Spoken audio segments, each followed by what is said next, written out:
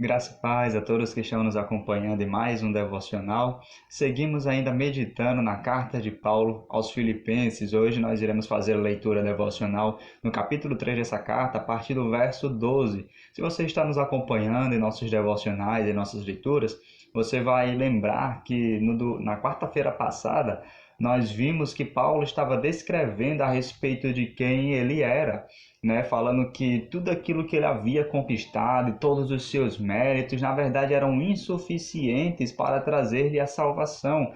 Paulo disse que ele não era salvo por causa de tudo aquilo que ele havia conquistado no judaísmo. Ele disse que não havia motivo para ele se gloriar por causa disso, porque a salvação não é por aquilo que ele conquista, não é pelas suas obras, mas sim por causa da justiça de Cristo.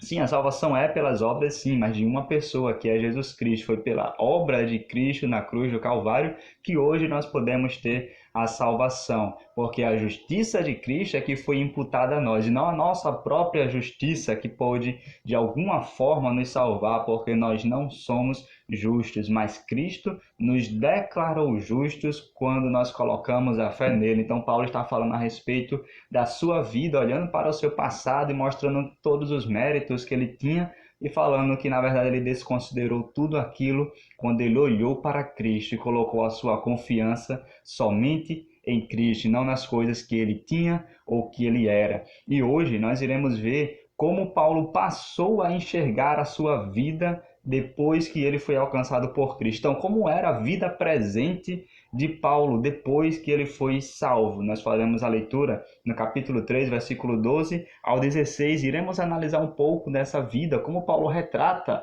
a sua vida após a sua salvação. Diz assim o verso 12: Não que eu já tenha alcançado ou que seja perfeito, mas vou prosseguindo, procurando alcançar aquilo para que também fui alcançado por Cristo Jesus.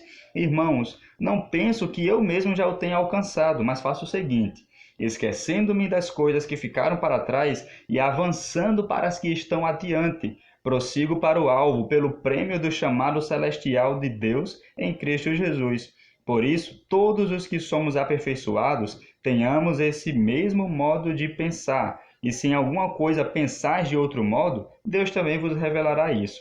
Mas prossigamos na medida da perfeição que já atingimos.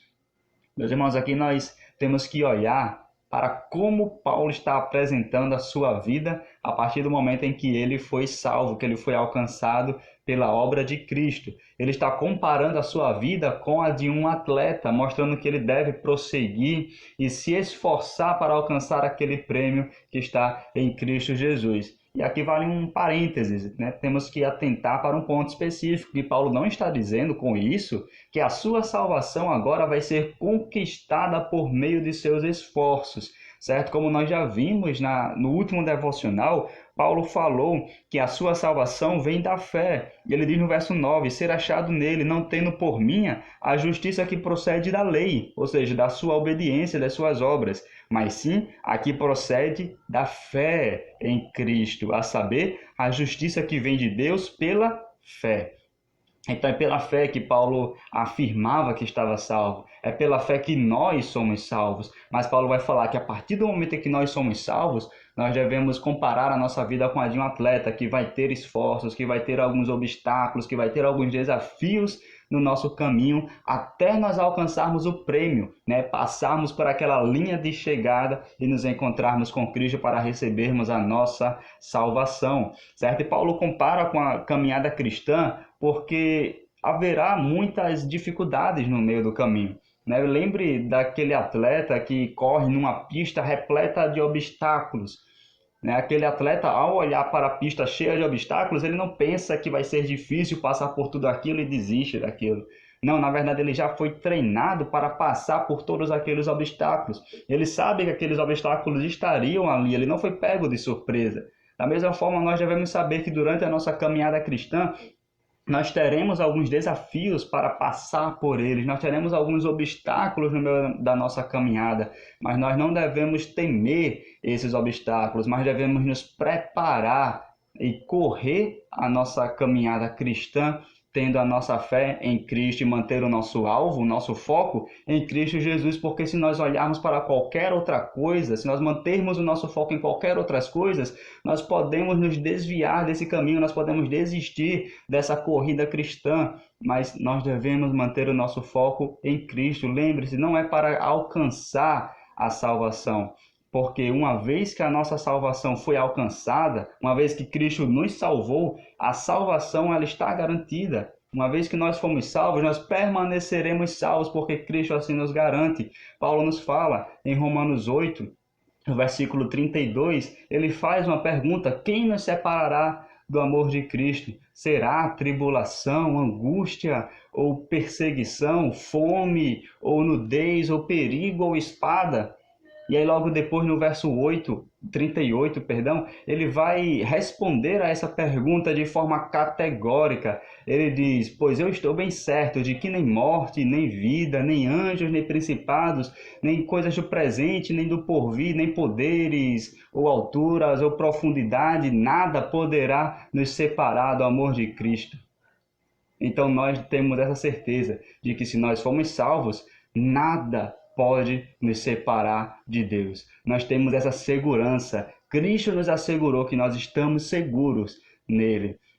E quando nós fomos alcançados, ele nos disse que o nosso propósito é sermos semelhantes a ele. Paulo também vai dizer lá em Efésios, capítulo 1, versículo 4, que ele nos escolheu nele antes da fundação do mundo para sermos santos e irrepreensíveis perante ele.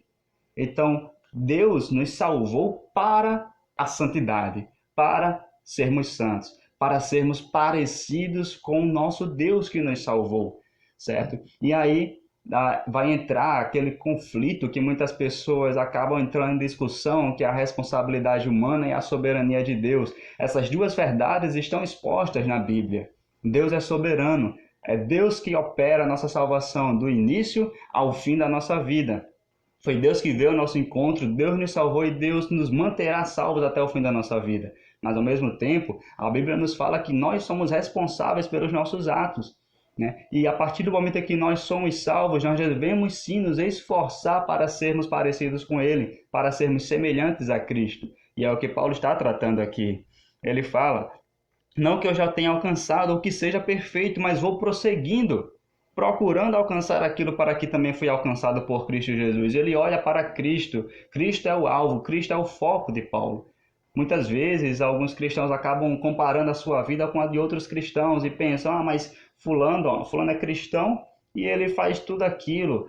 Beltrano também é cristão e ele acaba fazendo tudo aquilo. Então eu fazendo isso aqui, para mim tá bom. E acaba se acomodando na sua vida. Mas, na verdade, o que Paulo estava fazendo aqui é, olhando para Cristo, e diz assim: eu ainda não alcancei a perfeição.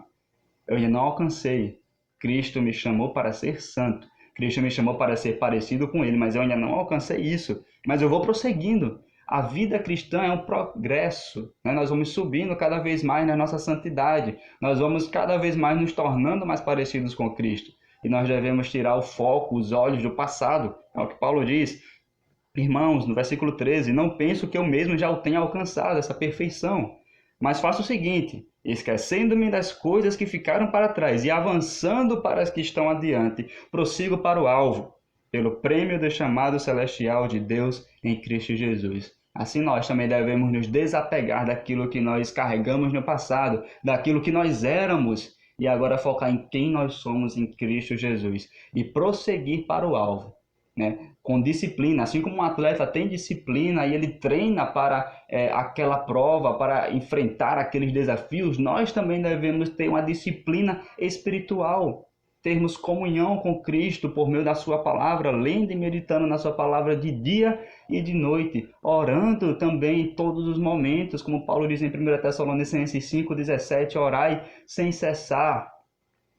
Temos que ter essa comunhão com Deus. Essas são as nossas disciplinas espirituais. E assim nós conseguiremos não focar nas coisas que estão acontecendo ao nosso redor, como essa pandemia que nos acometeu. Nós não devemos focar os olhos em nossas dificuldades, nesses problemas que se levantam, mas sim no alvo, que é Cristo Jesus. E se você colocar os seus olhos em Cristo Jesus, olhar somente para Cristo, você irá prosseguir e você irá alcançar o prêmio que Paulo nos fala Versículo 14: prossigo para o alvo pelo prêmio do chamado celestial de Deus em Cristo Jesus. E o verso 16: mas prossigamos na medida da perfeição que já atingimos.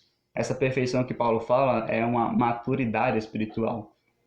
E cada um de nós vai ter atingido algum nível de maturidade. Nós não devemos comparar a nossa maturidade com a de outros cristãos, mas devemos somente olhar para Cristo. E ele diz: prossigamos na medida da perfeição que já atingimos. Um dia todos nós seremos plenamente perfeitos, assim como Cristo é perfeito. Mas esse dia só acontecerá quando chegarmos ao céu. Mas enquanto nós estamos aqui na terra, devemos nos esforçar para sermos semelhantes a Ele aqui. Temos como foco Cristo Jesus. Então mantenha os seus olhos fixos em Cristo. Não olhe para as circunstâncias, não olhe para as coisas ao seu redor, mas mantenha o seu alvo em Cristo. Onde está o seu alvo? Qual é o seu foco? Prossiga para o alvo, que é Cristo Jesus. Que você seja abençoado, meu irmão.